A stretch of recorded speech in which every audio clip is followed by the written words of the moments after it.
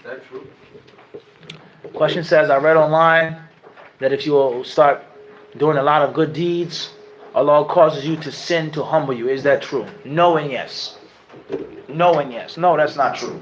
For Allah to bless the slave and guide the slave to be righteous and pious, and then cause him to make sins, that's not necessarily true. Isolated like that, in that statement, that's not necessarily true.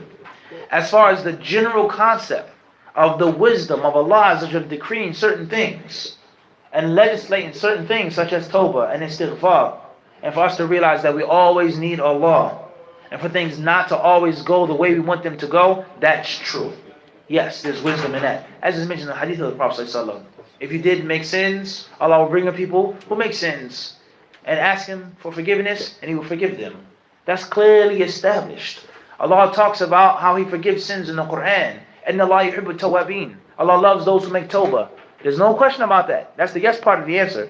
But that does not allow you to just make sin and use it as an excuse and saying Allah has humbled me. Before the act, wrong.